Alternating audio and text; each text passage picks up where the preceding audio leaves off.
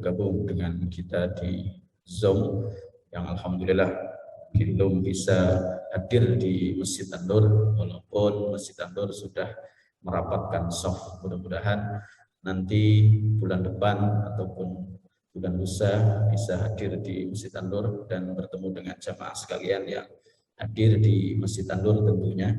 Dan bagi jamaah juga yang di rumah, insya Allah juga akan sama-sama hadir di masjid, sehingga nanti akan semakin banyak kajian kita dan semangat kita untuk sama-sama mengkaji ilmu beliau.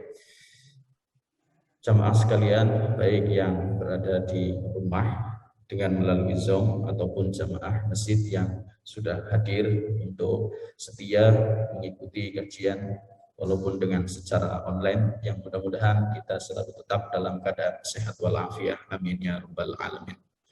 Tentunya pujian dan syukur kita sama-sama panjatkan kepada Allah Subhanahu wa taala dengan melafazkan kalimat alhamdulillahirabbil alamin, yang mana pada kesempatan pagi yang baik hari ini Allah masih memberikan nikmat, diantaranya adalah nikmat sehat walafiat.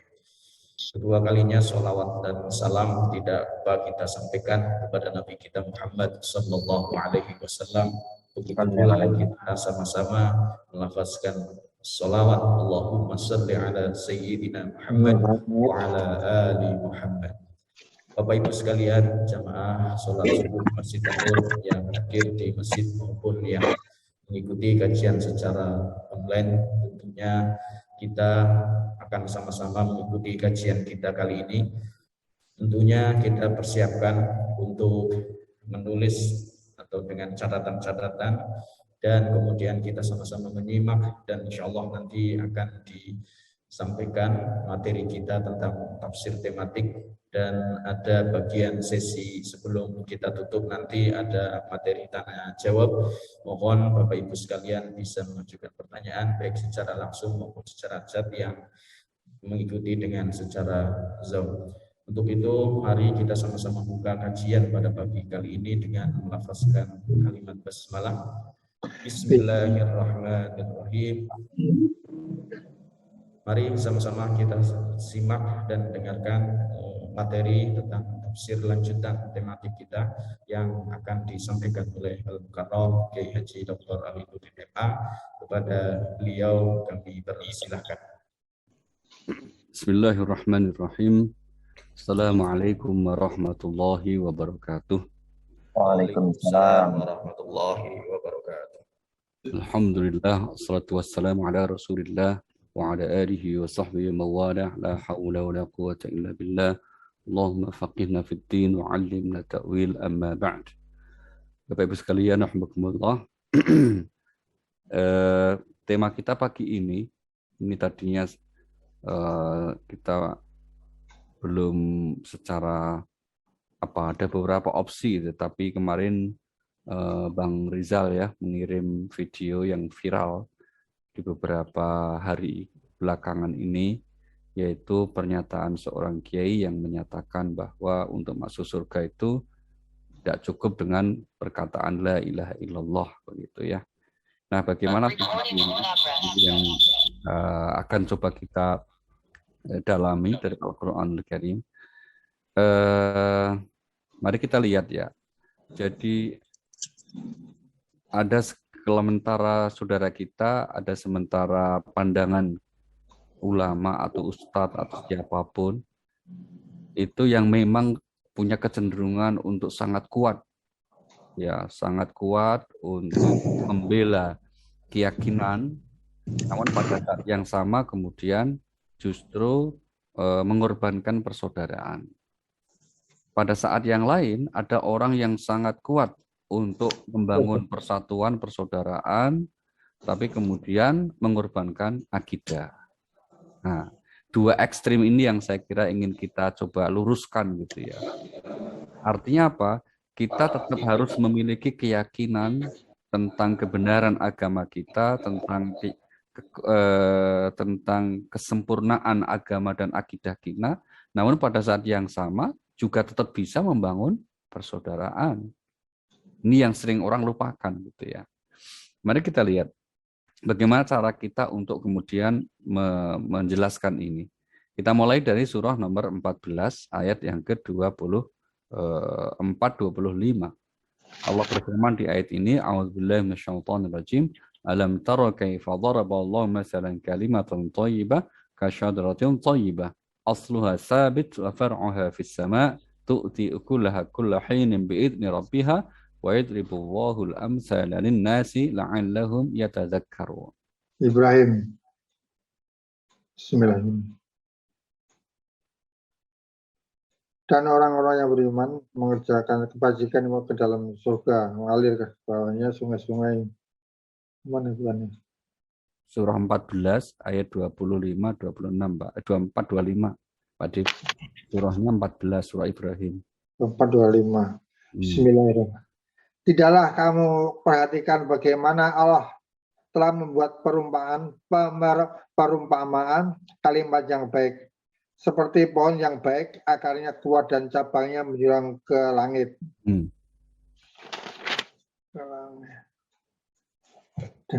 Dan pohon itu menghasilkan buahnya pada setiap waktu dengan seizin Tuhannya. Dan Allah membuat perumpamaan itu untuk manusia dan mereka selalu ingat. Iya, terima kasih Pak Dip. Ini tambah muda dan tapi jenggotnya tambah agak panjang ya. Nah,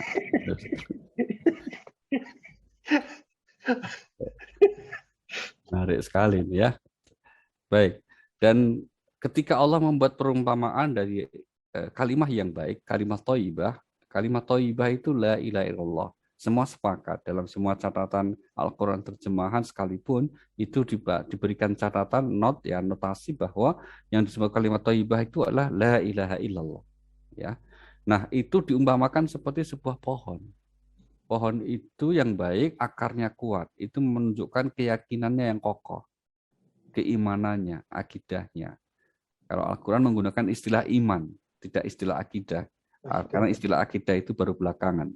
Dan pohon itu menjulang tinggi untuk menunjukkan apa? Syariah. Atau kemudian aspek ibadah. Dan kemudian pohon itu berbuah di setiap musim atas izin Tuhannya untuk menunjukkan apa? Untuk menunjukkan tentang perilaku akhlaknya yang mulia. Nah, maka kemudian setiap agama sebetulnya memiliki aspek ini. Ada aspek keimanannya, kemudian ada ritualnya, dan juga akhlaknya. Dengan kita mengacu bahwa ada aspek keyakinan sisi dalam, ini kita mengajarkan bahwa memang dalam setiap ajaran agama, termasuk Islam, itu ada aspek keyakinan yang itu adalah eksklusif. Artinya apa? Ya memang beda dengan yang lain, gitu. Demikian juga dengan ibadahnya, berbeda dengan yang lain. Maka ini berlaku prinsip untuk ke dalam, kita emang harus yakin gitu ya, bahwa agama kita masing-masing lah yang benar, keimanan, konsep akidahnya masing-masing lah yang benar, itu kita harus yakin. Mari kita lihat misalnya penegasan ini di surah nomor 3 Ali Imran pada ayat yang ke-19, di mana Allah mengatakan inna dina 'indallahi al-Islam makhtalafa allazina utul kitaba illa min ba'di ma ja'ahum 'ilmu baghyan bainahum amma yakfur bi ayatillahi fa innallaha sari'ul hisab. Bismillahirrahmanirrahim. Bismillahirrahmanirrahim. Sesungguhnya agama di sisi Allah ialah Islam. Tidaklah berselisih orang-orang yang telah diberi kitab kecuali setelah mereka memperoleh ilmu karena kedengkian di antara mereka. Barang siapa ingkar terhadap ayat-ayat Allah, maka sungguh Allah sangat cepat perhitungannya. Iya, sesungguhnya agama yang diridhoi di sisi Allah hanyalah Islam. Begitu ya. Yang diridhoi Allah hanyalah Islam. Kenapa? Karena inilah satu-satunya agama yang Allah turunkan. Dan itu pada mulanya semuanya satu. Menjadi berubah, menjadi berkembang dengan berbeda-beda, itu kan memang karena manusia itu diberikan kemampuan untuk mengembangkan diri, memilih, akhirnya ada yang kreatif, termasuk dalam urusan agama, kreatif itu. Nyembahnya macam-macam. Dan kemudian Allah menurunkan Rasul itu untuk meluruskan, untuk memberitahu manakah yang Allah turunkan, manakah yang Allah ridhoi begitu.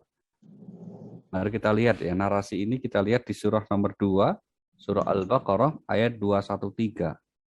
Allah berfirman, "Kana an-nasu ummatan wahidatan fab'atsallahu an-nabiyyina mubasysyirin wa mundzirin wa anzala ma'ahumul kitaba bil haqqi liyahkuma bainan nas fi ma ikhtalafu fihi wa ma ikhtalafa fihi illa allazina utuhu min ba'di ma ja'ahum 'ilmun baghyan bainahum wa may yakfur bi ayatillahi fa innallaha sari'ul hisab."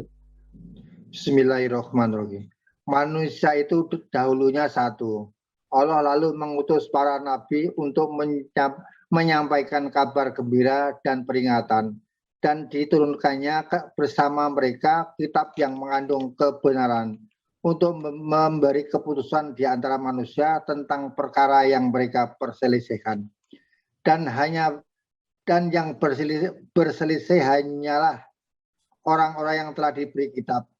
Setelah bukti-bukti yang nyata sampai kepada mereka, karena kedengkian di antara mereka sendiri, maka dengan kehendaknya Allah memberi petunjuk kepada mereka yang beriman dan tentang kebenaran yang mereka perselisihkan. Allah memberi petunjuk kepada siapa yang Dia kehendaki ke jalan yang lurus. Iya. Ini bacanya kurang lancar karena belum ngopi. Lo nggak usah nengok, suruh bikin kopi, nanti bikin sendiri lah. Iya. Sendiri, tenang, bentar lagi lah insya Allah. Ya, dalam ayat dikatakan apa? Manusia pada mulanya satu umat, satu akidah, satu keyakinan, satu agama. Pada mulanya itu. Para ulama kemudian menyebut ini dari zaman Nabi Adam sampai periode Nabi Nuh alaihissalam. Itu kalau ada waktu ratusan tahun, itu masih satu umat, satu agama yang ditentukan oleh Allah itu. Namun dalam perjalanannya ketika manusia sudah menyebar, dakwah tidak menjangkau kepada mereka, akhirnya mereka membuat keyakinan sendiri-sendiri. Mulailah kemudian ada penyembahan terhadap patung, terhadap berhala, terhadap dewa-dewa, begitu ya. Itu bermula dari setelah Nabi Nuh alaihissalam. Nah, untuk meluruskan kembali, maka Allah utus para rasul yang memiliki tugas untuk apa? Memberi petunjuk ke jalan yang lurus kepada mereka, yaitu memberikan bimbingan. Kenapa? Bimbingan. Hingga kemudian kalau Al-Quran menegaskan bahwa barang siapa yang mencari agama selain Allah, selain Islam, tidak akan diterima. Misalnya ya, mari kita lihat penegasan ini di surah 3, surah Al-Imran pada ayat 85. Surah 3 ayat 85 Allah mengatakan wa may yabtaghi ghairal islami dinan fala yuqbala min wa huwa fil akhirati minal khasirin. 85. Bismillahirrahmanirrahim. Dan barang siapa mencari agama selain Allah, dia tidak akan diterima, dan di akhirat dia termasuk orang yang rugi. Barang siapa mencari agama selain apa, Pak? Selain mencari agama selain Allah. Barang siapa mencari agama selain Islam, Islam Allah piye? Baca agama selain Islam, bukan selain Allah, selain Islam. Aduh, wis ngopi sih Pak, enggak apa-apa. Barang siapa mencari agama selain Islam tidak diterima, ya kan? Ini kan satu bentuk apa ya? Ayat yang harus kita yakini, sami'na wa ta'na, kita yakin. Gitu ya, jangan nggak, dan itu kan sangat sederhana, nggak perlu diotak-atik gitu. Tapi sekali lagi Bapak Ibu, ayat ini sifatnya keyakinan ke dalam gitu ya, eksklusif. Dan kita juga beranggapan bahwa setiap agama pasti juga punya model keyakinan seperti itu. Dan karena alasan itulah kenapa kemudian mereka memilih keyakinannya gitu loh. Sehingga kemudian tidak harus dipaksa misalnya untuk kita mengabaikan ayat ini dengan kemudian membuat penafsiran-penafsiran yang agak sulit kita terima gitu ya. Jelas Allah mengatakan barang siapa yang mencari agama selain Islam tidak diterima. Dan itu logis saja karena agama inilah yang diturunkan olehnya. Masuk akal saja gitu. Nah, pertanyaan lanjutannya ya, apakah kemudian itu berarti kita diizinkan untuk menjelek-jelekkan keyakinan agama orang lain? Tidak. Ya, saya ulangi ya, ini ya. Keyakinan terhadap kebenaran agama kita masing-masing, kalau dalam Al-Quran, itu bukan berarti sebagai tiket untuk menjelekkan agama lain. Tidak boleh juga. Karena apa? Dalam kita berinteraksi dengan orang lain, dengan agama lain, kita diberikan bimbingan untuk satu apa? Tidak menjelek-jelekan agamanya orang lain. Mari kita lihat surah 6 ayat 108. Allah mengatakan, A'udzubillahi minasyaitonirrajim. Wa la tasubbul ladzina yad'una min dunillah fayasubbullaha 'adwan bighairi 'ilm. Kadzalika zayyana likulli ummatin 'amalahum tsumma ila rabbihim marji'uhum fayunabbi'uhum bima kanu ya'malun. 106. 108. Bismillahirrahmanirrahim. Dan janganlah kamu memaki sesembahan yang mereka sembah selain Allah, karena mereka nanti akan memaki Allah dengan melampaui batas tanpa dasar pengetahuan. Demikianlah kami jadikan setiap umat menganggap baik pekerjaan mereka. Kemudian kepada Tuhan tempat kembali mereka. Lalu dia akan memberitahukan kepada mereka apa yang telah mereka kerjakan. Iya. Jangan kamu mencaci maki sesembahan orang lain, Tuhannya orang lain. Karena kalau mereka mendengar, mengetahui akan membalas mencaci maki Tuhan kita. Alasannya apa? Setiap orang menganggap benar keyakinannya. Ini ayat sebab turunnya Bapak Ibu berkaitan dengan ada sementara sahabat di masa Rasulullah, di zaman Rasulullah, kasusnya di Mekah ya. Mereka ini suka menjelek-jelekan berhala-berhala sesembahan orang musyrik Mekah. Nah, suatu saat orang-orang musyrik itu tahu bahwa Tuhan mereka dijelek-jelekin gitu. Maka terus kemudian mereka mengancam pada yang menjelekkan itu. Kalau kamu tidak berhenti menjelekkan Tuhan kami nanti akan membalas menjelekkan Tuhan-Tuhan Anda juga. Menjelekkan Tuhannya kamu juga. Maka terus kemudian turun ayat ini yang menyatakan jangan kalian menjelekkan Tuhannya orang lain. Karena apa? Karena kalau itu kamu lakukan, kamu sebenarnya juga sedang menjelekkan kita, aku, kata Allah itu. Karena setiap orang menganggap benar agamanya.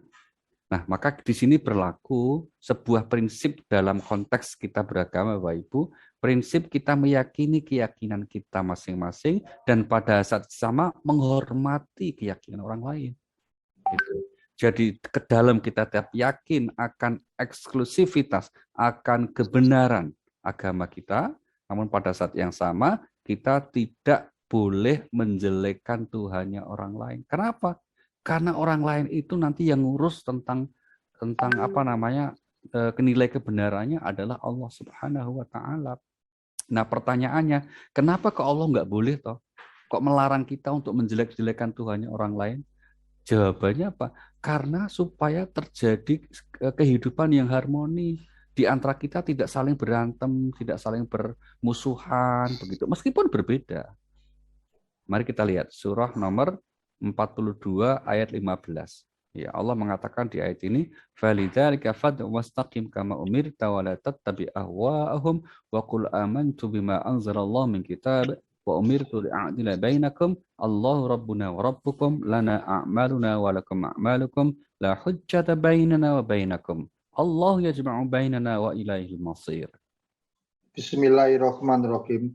Karena itu serulah mereka beriman dan tetaplah beriman dan berdakwah bagaimana diperintahkan kepadamu Muhammad, dan janganlah mengikuti keinginan mereka dan katakanlah, aku beriman kepada kitab yang diturunkan Allah dan aku diperintahkan agar berlaku adil di antara kamu. Allah Tuhan kami dan Tuhan kamu. Bagi kami perbuatan kami dan bagi kamu perbuatan kamu. Tidak perlu ada pertengkaran antara kami dan kamu. Dan Allah mengumpulkan antara kita dan kepadanya lah kita kembali. Iya. Poin kita pada kalimat tidak perlu ada pertengkaran di antara kita. Buat kami amal kami, buat kamu amal kamu. Tidak perlu ada pertengkaran di antara kita. Karena kita semuanya nanti akan kembali kepada Allah. Jadi artinya, meskipun kita berbeda keyakinan, dan kita yakin dengan keyakinan kita masing-masing akan kebenarannya, tapi spirit Al-Quran juga tetap memerintahkan agar kita menjaga hubungan persaudaraan sesama manusia, hubungan kehidupan sosial yang harmonis, tidak saling menyalahkan, tidak saling mengklaim dalam konteks hubungan sosial. Tapi kalau secara individu, secara internal kita sebagai seorang Muslim, kita harus yakin dengan kebenaran agama kita, seperti halnya mereka juga yakin dengan kebenaran agama mereka, itu harus gitu. Ini yang saya kira Bapak Ibu ya. Jadi sekali lagi kita ingin menggarisbawahi bahwa sikap kita yang menganggap agama kita adalah satu-satunya diridhoi oleh Allah itu tidak mesti dibenturkan, tidak kemudian berarti itu sebuah deklarasi peperangan, tidak. Karena sekali lagi di ayat yang lain kita diajarkan untuk dikatakan apa? Jangan saling bermusuhan. Untuk persoalan nilai kebenaran masing-masing agama meskipun kita yakin, namun itu biarlah kemudian nanti Allah Subhanahu wa taala yang akan memberikan penilaiannya. Seperti kata ayat tadi, sekalian semua akan kembali. Ya kan? Kali kita lihat surah nomor 34 ayat yang ke-26. Allah menyatakan, "Qul yajma'u bainana rabbuna tsumma yaftahu baina bil haqq wa huwal fattahul alim." 34 ayat 26.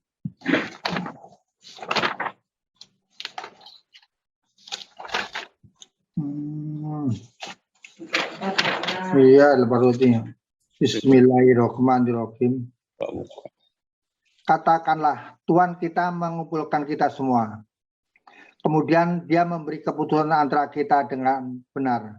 Dan dia yang maha pemberi keputusan, maha mengetahui. Maha mengetahui. Turun Pak, sudah selesai. Ya kan? Katakanlah, Tuhan kita akan mengumpulkan kita semuanya. Alias apa? Semuanya akan mati dan nanti Allah akan mengumpulkan kita semuanya di hadapannya, di sisinya di akhirat.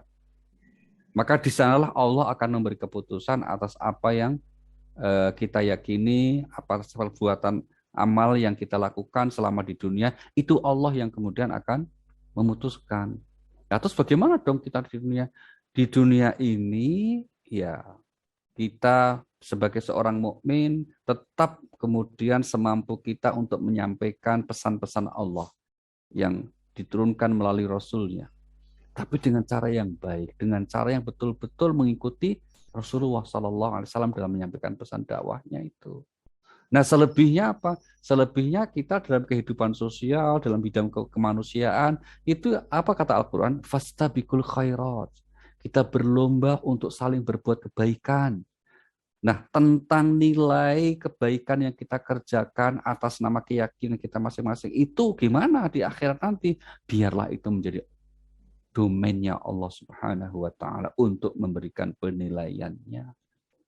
Ini sederhana baik sebetulnya, bukan sesuatu yang sulit ya, tapi menjadi kelihatan rumit, sulit dan seringkali menimbulkan benturan karena apa? Ada sikap yang melampaui batas. Ya. Sekarang mari kita lihat bahwa hal itu Allah menyuruh kita berlomba dalam kebaikan meskipun kita berbeda keyakinan, dinyatakan di surah nomor 5, surah Al-Maidah ayat yang ke-48. Allah berfirman, A'udzubillahi minasyaitonirrajim, Inna anzalna ilaikal kitaba bil haqqi musaddiqan lima baina yadayhi minal kitab wa muhaiminan 'alaihi fahkum bainahum bima anzalallah wa la tattabi' ahwa'ahum 'amma ja'aka minal haqq. Likullin ja'alna minkum syir'atan wa minhaja. Bismillahirrahmanirrahim. Dan kami telah menurunkan kitab Al-Quran kepadamu Muhammad dengan membawa kebenaran, yang membenarkan kitab-kitab yang diturunkan sebelumnya dan menjaganya. Maka putuskanlah perkara mereka menurut apa yang diturunkan Allah, dan janganlah engkau mengikuti keinginan mereka dengan meninggalkan kebenaran yang telah datang kepadamu. Untuk setiap umat di antara kamu, kami berikan aturan dan jalan yang terang. Kalau Allah menghendaki, niscaya kamu dijadikannya satu umat saja. Tetapi Allah hendak menguji kamu terhadap karunia yang telah diberikannya kepadamu. maka berlomba-lombalah berbuat kebajikan. Hanya kepada Allah kamu semua kembali, lalu diberitahukannya kepadamu tentang apa yang dahulu kamu perselisihkan. Iya. Di akhir ayat Allah menyatakan apa? Seandainya Allah menghendaki semua manusia jadi satu, baik satu agama maupun satu pemahaman, bisa saja Allah jadikan. Maka kalau dalam internal umat Islam pun terkadang terjadi perbedaan pemahaman, itu sebuah sunatullah sudah, lihatnya seperti itu. Tapi seharusnya kemudian perbedaan itu dalam koridor yang direstui, dalam koridor yang memang kemudian disepakati. Oke, kamu seperti itu pendapatnya berbeda ya, tapi itu berlebihan. Maka yang seperti itu berarti apa? Harus ada berlaku mekanisme kontrol bersama. Nah, termasuk kalau berbeda agama, kemudian Allah nyatakan apa? Sudah, tentang keyakinanmu masing-masing lah. Lakum dinukum waliyadin. Tapi apa? Tapi kamu tetap salinglah berusaha, bekerja keras untuk berbuat kebaikan di kehidupan dunia ini. Selebihnya tentang seberapa nilai kebaikan masing-masing, biarlah Allah kelak yang akan memberikan penilaiannya. Nah, prinsip ini juga harus kita pegang bersama ya. Sehingga jangan sampai di antara kita semuanya kemudian terjebak dalam satu benturan tentang dua hal. Satu tentang klaim kebenaran yang melampaui batas, yang kedua tentang kelak nasib orang di akhirat. Nah, dua hal ini. Karena apa? Yang biasanya menjadikan kita kurang harmonis dalam kehidupan sosial karena adalah tentang dua sikap yang sama-sama melampaui batas. Satu sisi melampaui batas karena suka menganggap orang yang berbeda itu pasti masuk neraka, sesat gitu. Tapi sisi lain ada orang yang kemudian menganggap bahwa semua orang masuk surga. Nah, itu sama-sama tidak proporsionalnya, sama-sama sikap yang melampaui batas. Kita ambil contoh misalnya di golongan yang kita sebut seringkali dengan label katakanlah ini sudah melampaui batas dari sisi kanannya ya. Al-Quran mengatakan apa? Mari kita lihat surah nomor 2 ayat 62. Allah mengatakan innal ladzina amanu wal ladzina hadu wan nasara was-sabiina man amana billahi wal yawmil akhir wa 'amila shalihan falahum ajrun 'inda rabbihim wa la khaufun 'alaihim wa la hum yahzanun. Bismillahirrahmanirrahim. Sesungguhnya orang-orang yang beriman, orang-orang Yahudi, orang-orang Nasrani, dan orang-orang Sabiin, siapa saja di antara mereka yang beriman kepada Allah dan hari akhir, dan melakukan kebajikan, mereka mendapat pahala dari Tuhannya, tidak ada rasa takut pada mereka, dan mereka tidak bersedih hati. Nah, ayat ini dan beberapa ayat yang lain sering dijadikan argumentasi dalil dari Al-Quran bahwa semua orang juga akan masuk surga. Mau Yahudi, mau Nasrani, mau Sabiin, dan seterusnya gitu ya. Tentu ini satu bentuk pemahaman yang kurang tepat. Kenapa kurang tepat?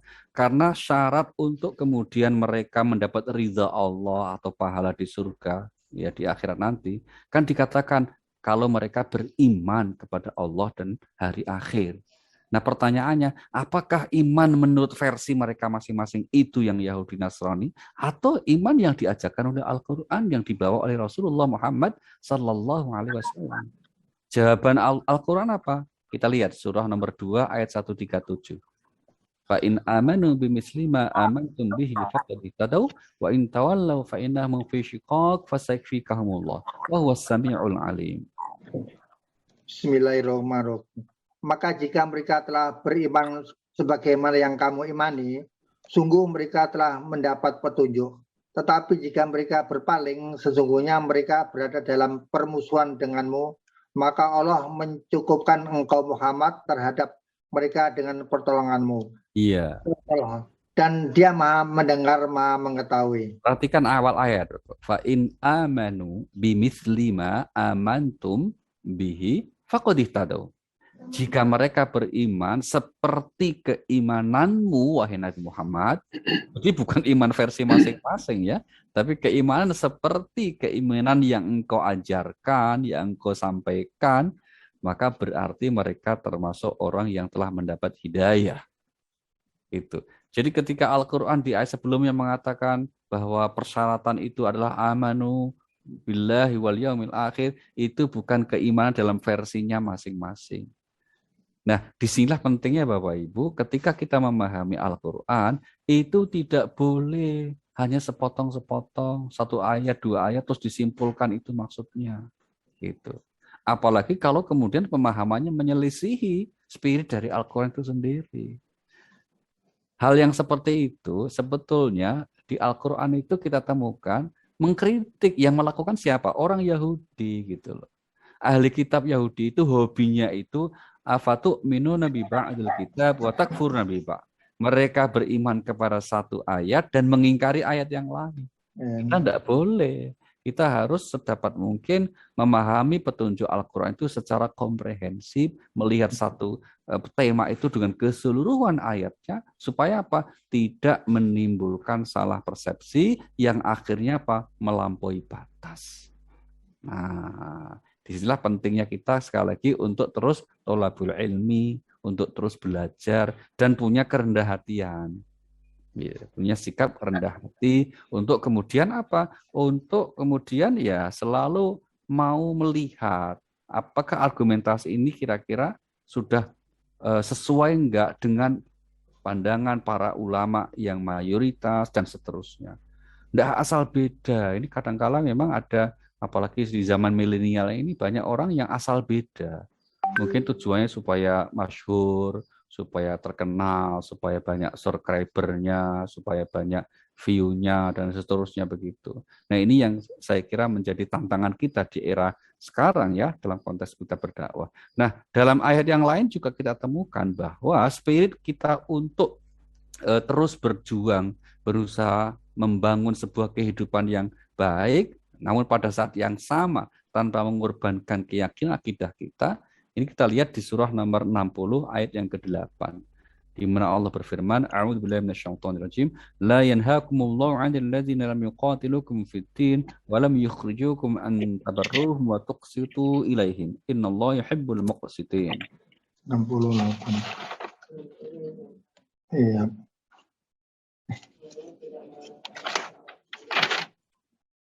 Bismillahirrahmanirrahim. Enggak ketemu nih.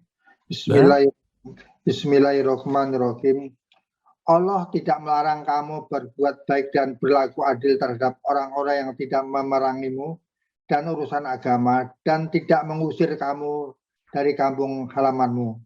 Sesungguhnya Allah mencintai orang-orang yang berlaku adil. Iya, Allah tidak melarang kamu berbuat baik dan berlaku adil terhadap orang-orang yang tidak memerangi kamu, tidak memusuhi kamu. Ini kan saya kira jelas ya. Nah, asbabun nuzul ayat ini berkaitan dengan peristiwa yang menimpa atau yang terjadi dengan putri Abu Bakar As-Siddiq radhiyallahu anha, yaitu Asma binti Abu Bakar. Nah, beliau itu kan sahabat Abu Bakar itu setelah masuk Islam ya, itu terus kemudian putrinya juga masuk Islam ya. Tapi istri beliau yang kemudian bercerai karena tidak ikut Islam, itu yaitu ibunya dari Asma ini, itu tidak ikut masuk Islam, maka dia tetap musyrik. Nah, suatu saat mengabarkan kepada putrinya ingin datang berkunjung kepada putrinya itu, padahal dia masih musyrik begitu. Maka putrinya keberatan, karena apa? Ibunya masih musyrik, aku nggak mau terima gitu. Ada versi lain mengatakan kemudian beliau mau menerima tapi ragu, bolehkah ini? Maka kemudian menghadap Rasulullah Shallallahu Alaihi Wasallam dan turun ayat ini. Maka redaksinya mengatakan Allah tidak melarang kamu berbuat baik dan berlaku adil. Ya, terhadap siapa? Orang yang tidak memerangi dan tidak memusuhi kamu. Nah, jadi kekhawatiran sementara orang, sementara kalangan yang kalau kemudian kita meyakini eksklusivitas akidah kita mengklaim kebenaran agama kita, khawatir nanti akan terjadi permusuhan atau terjadi hubungan yang tidak harmonis, itu salah besar. Karena apa? Karena kita faktanya sudah ratusan tahun ya paling tidak ya, sudah puluhan tahun juga lah itu. Para ulama kita yang jernih, para ulama kita yang objektif, para ulama kita yang mendalam pemahamannya itu tetap mengajarkan sesuai dengan bimbingan Al-Quran dan As-Sunnah, kita yakin dengan kebenaran agama kita, namun pada saat yang sama kita juga dituntut untuk menghormati keyakinan orang lain yang berbeda. Gitu. Buktinya ayat ini mengatakan apa? Kalau mereka baik, kamu yang baik juga. Itu namanya adil. Dan Allah mencintai orang yang berbuat adil. Gitu loh. Meskipun memang nggak mudah adil. Apalagi adil sama istri. Mudah. Tuh. Nah, Pak Dev ketawa karena pengalaman kan, itu gitu kan, dan seterusnya. Itu nggak mudah terus terang. Tetapi memang ini sesuatu yang dicintai ya oleh Allah Subhanahu wa Ta'ala. Ya, yaitu apa namanya poin yang ingin kita tegaskan sekali lagi bahwa tidak harus seseorang itu mengorbankan akidahnya, ya, mengorbankan keyakinannya, mengorbankan kebenaran agamanya sehingga kemudian disamarkan gitu. Misalnya dengan mengatakan apa, untuk masuk surga nggak perlu kita, bukan la ilaha illallah. Ada kalimat itu yang disampaikan itu. Bagaimana mungkin bisa pernyataan seperti itu yang muncul? Itu ada dalam ayat Al-Quran dan dalam hadis yang sahih begitu. Karena apa? Karena kalau kemudian seseorang itu tidak beriman seperti yang diajarkan oleh Allah dan Rasul-Nya dalam Al-Quran dan As-Sunnah, maka kalau mereka berbuat amal kebaikan, ya tidak akan diberikan balasan di akhirat. Dan itu masuk di akal gitu loh. Coba kita lihat surah nomor 18 ayat 105. Allah mengatakan di ayat ini, ulaikal ladzina kafaru bi ayati rabbihim wa liqa'ihi fa habitat a'maluhum fala nuqimu lahum yaumal qiyamati wazna. Bismillahirrahmanirrahim. Mereka itu adalah orang-orang yang menginginkan ayat-ayat Tuhan mereka dan tidak percaya terhadap pertemuan dengannya. Maka sia-sia amal mereka dan kami tidak memberi penimbangan terhadap amal mereka pada hari kiamat. Iya. Jadi orang-orang yang tidak percaya tentang akhirat, orang-orang yang tidak percaya dengan adanya siksa dan pahala, orang-orang yang tidak percaya akan adanya hari kebangkitan. Kelompok ini kan tidak sedikit yang juga berbuat baik di dunia ini. Enggak semuanya jahat mereka kan. Banyak juga mereka yang karena alasan sosial, karena alasan humanisme, mereka menolong sesama juga. Mereka berbuat kebaikan juga begitu. Tapi landasannya bukan karena keyakinannya tentang adanya akhirat, bukan keimanannya tentang adanya balasan surga neraka. Sehingga kalau kemudian atas kebaikan yang mereka kerjakan itu Allah tidak memberikan balasan, apa Allahnya keliru gitu loh. Wong mereka nggak mau, gitu. Nggak ada niat motif mereka seperti itu. Ya enggak lah, ya wajar saja. Tapi itu pun sepenuhnya kita serahkan kepada Allah Subhanahu wa Ta'ala, karena toh kita semuanya juga posisinya akan. Tapi kalau kemudian ya orang yang seperti itu terus diyakini, oh nanti juga masuk surga juga kalau dia berbuat baik. Sementara mereka nggak percaya surga, kan aneh jadinya. Kita nggak bisa, akal sehat kita nggak ketemu gitu. Saya ulangi ya, ada orang yang nggak percaya dengan adanya surga neraka, nggak percaya adanya akhirat, nggak percaya adanya kebangkitan. Terus mereka berbuat kebaikan, ya kan? Di dunia ini dengan sesama, membantu orang dan itu. Terus langsung kita simpulkan, oh kalau mereka berbuat baik ya surga juga. Itu kan namanya melampaui batas. Wong mereka sendiri nggak butuh surga, kok kita simpulkan mereka masuk surga, kan melampaui batas.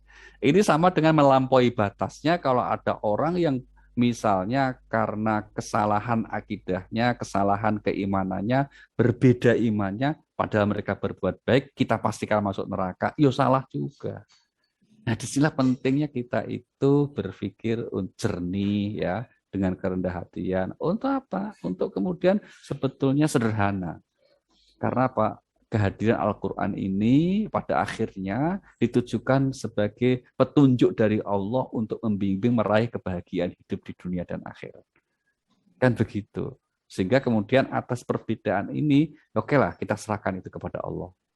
Ya, karena maka ketika Nabi Adam turun dari surga, Allah sudah membuat janji ya, nanti aku akan turunkan petunjuk. Dan kalau kamu mengikuti petunjuk itu hidupmu bahagia. Ini surah nomor 2 ayat 38. Qulna ihbitu minha jami'a fa imma ya'tiyannakum minni hudan faman tabi'a hudaya fala khaufun 'alaihim wa la hum yahzanun. Nanti kalau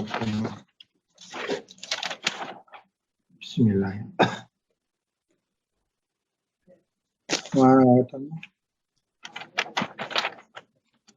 Bismillahirrahmanirrahim. Kami berfirman, turunlah kamu semua dari surga, kemudian jika benar-benar datang petunjukku kepadamu, maka barang siapa mengikuti petunjukku, tidak ada rasa takut pada mereka dan mereka tidak bersedih hati. Iya, barang siapa yang mengikuti petunjukku, maka tidak akan ada rasa takut dan mereka tidak akan bersedih hati. Berarti apa? Bahagia. Oh, seperti Pak Dip yang selalu bahagia. Amin, amin. Oh, gitu. Cuma sayang sekarang nggak ngerokok lagi, jadi kelihatan kurang bahagia ya. Harus ngerokok. Ya, itu untuk ekspresi bahagia gitu ya. Ajaran ini selalu menjadi petunjuk Allah yang akan membahagiakan hidup kita dunia dan akhirat nanti. Insya Allah. Baik, mungkin demikian Bapak Ibu. Kita masih punya waktu 10-15 menit ke depan. Saatnya Pak Guru Eko akan memandu kita. Mungkin ada hal yang perlu kita diskusikan. Monggo Pak Guru. Baik, terima kasih Pak Kiai yang sudah memberikan kajian tematik kita, khusus kita ambil tema masal dari kiriman YouTube terkait tentang kalimat la ilaha illallah. Baik, untuk itu jamaah sekalian, kita sesi tanya jawab. Oh ya, silakan. Ini ada jamaah yang mau langsung tanya jawab. Silakan. Oke. Bismillahirrahmanirrahim. Mau tanya Ustaz. Assalamualaikum. Waalaikumsalam. Monggo Pak. Apa benar 4 ayat ini yang paling disenangi oleh Allah? Subhanallah walhamdulillah wa la ilaha illallah Allahu akbar. Yang kedua Ustaz, apa benar sedekah itu bisa menahan 70 pintu kejelekan? Mohon penjelasannya Ustaz. Baik, kasih Pak. Baik, terima kasih Pak Haji Fauzan. Ini jamaah masjid yang hadir di masjid. Baik. Mohon Pak Kiai penjelasan. Nah, yang pertama, apakah benar ayat yang subhanallah walhamdulillah wala ilaha illallah Allahu akbar itu sangat yang paling dicintai oleh Allah? Kita ingin sedikit garis bawahi ya Pak ya, bahwa kalimat tersebut adalah kalimat zikir. Yang pertama namanya kalimat tasbih, ya. Yang kedua kalimat tahmid, yang ketiga kalimat tahlil, yang keempat kalimat takbir. Maka subhanallah walhamdulillah wala ilaha illallah Allahu akbar. Nah, jadi bukan ayat Al-Qur'an. Itu adalah bentuk pujian. Nah, kalau maka pertanyaannya mungkin, benarkah kalimat tersebut dicintai oleh Allah? Maka jawabannya benar, Pak. Ya, tapi kalau disebut paling dicintai, mungkin sebetulnya ya semua kalimat zikir itu baik sekali ya, baik sekali. Sama dengan kalimat zikir yang kita baca ketika dalam sholat juga bagus, Pak. Misalnya Sami'allahu liman hamidah, kata imam kan, terus kita sebagai makmum kan menjawab Rabbana walakal hamd. Itu ada seorang sahabat yang kemudian membaca Rabbana walakal hamd ditambahkan kalimat itu, langsung kemudian Rasulullah ketika selesai sholat itu langsung nyari siapa tadi yang ngomong itu. Jamaahnya diam karena takut dikira nanti dimarahi Rasulullah gitu. Tapi terus kemudian akhirnya siapa tadi yang itu? Karena Jibril barusan datang ngabari Allah ridho sekali dengan kalimat zikirnya tadi itu. Nah, saya Rasulullah tadi yang ngomong, baru angkat tangan itu. Ketika dikabarkan siapa tadi yang membaca zikir di dalam sholatnya kok ditambahkan agak keras tadi dengan kalimat-kalimat itu. Karena Jibril barusan datang mengabarkan Allah senang sekali kalimat zikir itu. Jadi artinya memang banyak kalimat zikir yang di dalam hadis dinyatakan Allah Subhanahu wa taala sangat mencintainya dan menyukainya, dan itulah pentingnya kemudian kita sering-sering untuk memperbanyak zikir, mengingat dengan menyebut kalimat-kalimat zikir seperti tasbih, ya subhanallah, tahmid, alhamdulillah, tahlil, la ilaha illallah, dan juga takbir Allahu Akbar. Ini sebagai bentuk apa? Bentuk dari kita mengamalkan perintah ayat Udzkurullaha katsira. Sebutlah nama Allah dengan sebanyak-banyaknya. Kemudian yang kedua, apakah benar sedekah itu dapat menutup 70 pintu keburukan? Ya, sekali lagi yang ini juga tidak disebut di Al-Quran ya Pak ya, tapi memang disebut dalam beberapa riwayat. Tapi kemudian ulama berbeda pendapat tentang angkanya, bahwa sedekah itu menolak keburukan, kita sepakat. Itu ulama sepakat, tidak ada perbedaan pendapat. Nah, kemudian angka 70-nya ini apakah keburukan 70 itu apa saja sih? Nah, itu wallahu alam. Sehingga kemudian lebih baik kita meyakini bahwa dengan sedekah itu akan banyak menolak keburukan. Nah, itu lebih tepat. Boleh jadi banyak itu malah nggak terbatas, nggak hanya 70, lebih dari itu. Kalau kita berbuat sedekahnya dengan niat yang ikhlas, semata-mata mengharap ridha Allah Subhanahu wa taala. Yang jelas Al-Qur'an menegaskan barang siapa yang memberikan sedekahnya dengan niat untuk membenarkan janji Allah, ya, maka akan diberikan jalan kemudahan, kehidupan selalu beruntung dan seterusnya. Ini ada di surah nomor 92 Pak Dep, ayat 5 sampai 7. Fa amma man a'ta wattaqa wa saddaqa bil husna fasanuyassiruhu lil yusra. Yang dua. Lail. Betul banget. Bismillah. Ayat berapa? 5 sampai 7. Bismillahirrahmanirrahim. Bismillahirrahmanirrahim. Maka barang siapa memberikan hartanya di jalan Allah dan bertakwa dan membenarkan adanya pahala yang terbaik di surga, maka akan kami mudahkan baginya jalan menuju kemudahan kebahagiaan. Nah, akan kami mudahkan baginya jalan menuju jalan kebahagiaan. Jadi kalau orang itu tidak pelit, itu gampang bahagia. Sebaliknya yang pelit susah bahagia. Gitu. Karena orang pelit itu nggak disukai orang, termasuk sesama orang pelit itu tidak suka, saking jeleknya itu loh. Maka jangan jadi orang pelit. Kamu yakin jamaah An-Nur tidak ada yang pelit ya? Jamaah An-Nur tidak ada yang pelit, kecuali ya 1-2 lah. Kembali ke Pak Guru Eko, silakan Pak. Oke, baik. Terima kasih Pak Kiai atas penjelasan pertanyaan dari Pak Haji Fauzan yang datang ke masjid dengan setia untuk mengikuti kajian dengan secara virtual dengan layar di masjid ya. Baik, ini ada pertanyaan dari jamaah dari Pak Haji Rizal. Assalamualaikum warahmatullahi wabarakatuh. Itu Zoom atau langsung tuh? Di masjid atau Zoom tuh? Tadi langsung Pak, tadi hadir. Hadir ya. Tapi ini Pak Haji Rizal kayaknya di rumah nih. Di masjid nggak ada. Oke. Bagaimana kita menyikapi orang-orang yang menista agama kita, di mana saat ini karena sudah masuk kategori berlebihan. Ya. Ini mohon penjelasan. Terus satu lagi Pak Ustadz terkait tentang tadi ya, memang lagi viral ini YouTube yang menjelaskan tentang kalimat la ilaha illallah. Nah, ini mungkin sedikit dijelaskan dengan hadis yang mangkana akhiru kalami yang dakhalal jannah itu Pak Kiai. Mohon dijelaskan sedikit mumpung masih ada waktu. Terima kasih. Silakan. Pertama, bagaimana kita menyikapi seperti itu? Kalau sudah betul melampaui batas dan itu masuk ranah nanti penistaan, kita harus kemudian ngambil tindakan, yaitu melaporkan ke yang berwajib, gitu ya. Tapi kalau kemudian bentuk dalam tanda petik penistaan itu masih ranah yang memang agak sulit kita bawa ke hukum positif, ya nanti kemungkinan akan terjadi apa namanya, hal-hal yang katakanlah kita akan lelah malahan gitu ngurus yang seperti itu, maka yang bisa kita lakukan adalah kita harus istiqomah kontra narasi. Ya, istiqomah melakukan kontra narasi. Itu maka seperti kajian pagi ini bagian dari kontra narasi.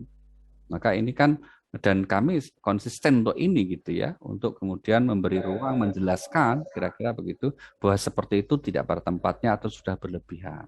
Kiranya maka mudah-mudahan umat sudah bisa memilah dan memilih. Paling tidak yang kecenderungan untuk ke arah sana, ya sudah, namanya sudah punya kecenderungan, itu pakai penjelasan apapun mungkin sudah cenderung. Tapi bagi umat yang secara umum mungkin masih terkadang apa ya, belum memahami dengan baik. Nah, ini menjadi tugas kita agar apa, akidah mereka tetap terjaga dengan sebaik-baiknya. Jadi tetap harus ada usaha bersama ya, untuk kemudian menyampaikan pesan-pesan agama yang memang sewajarnya, tidak bersikap melampaui batas begitu.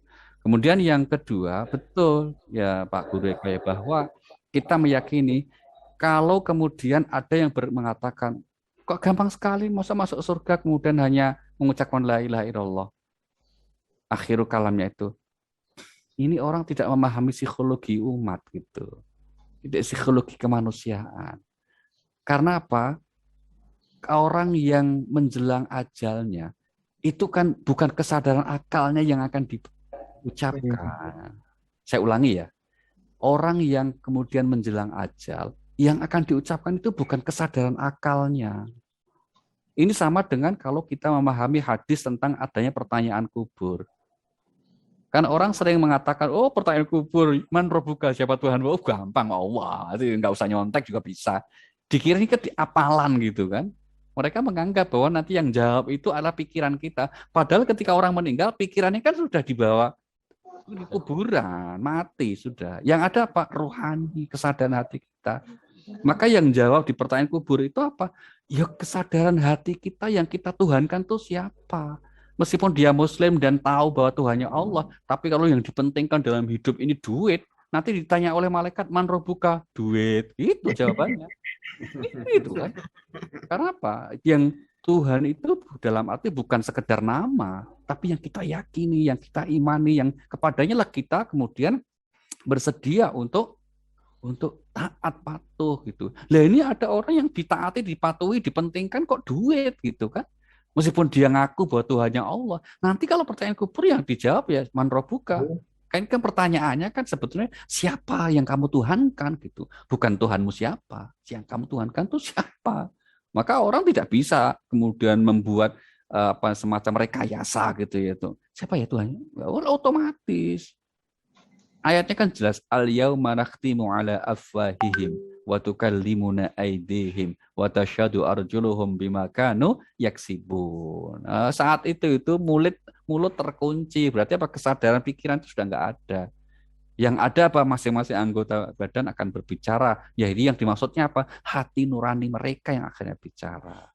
Jadi jangan menganggap enteng dengan mengatakan kok gampang banget surga, hanya la ilaha illallah.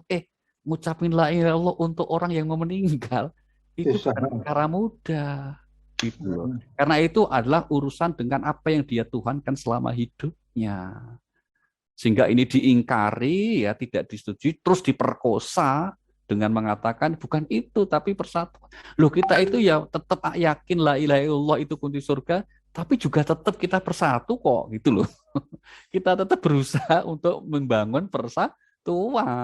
Artinya apa? Kita tetap berikhtiar membangun persatuan, tapi tidak usahlah ngorbanin hadis sahih dengan pemahaman yang menyimpang, apalagi sampai dikatakan tidak ada. Ini saya kira satu bentuk sikap yang berlebihan atau melampaui batas. Itu ya.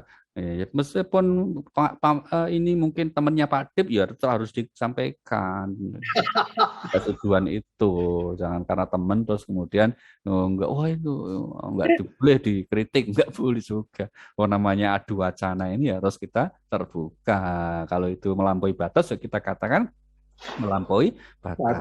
Jadi sekali lagi ya, sikap keyakinan kita kita terhadap kebenaran Islam, terhadap kebenaran hadis Rasul, bahwa barang siapa yang di akhir hidupnya mengucapkan la ilaha illallah masuk surga, hadisnya itu kan sahih, ya kan?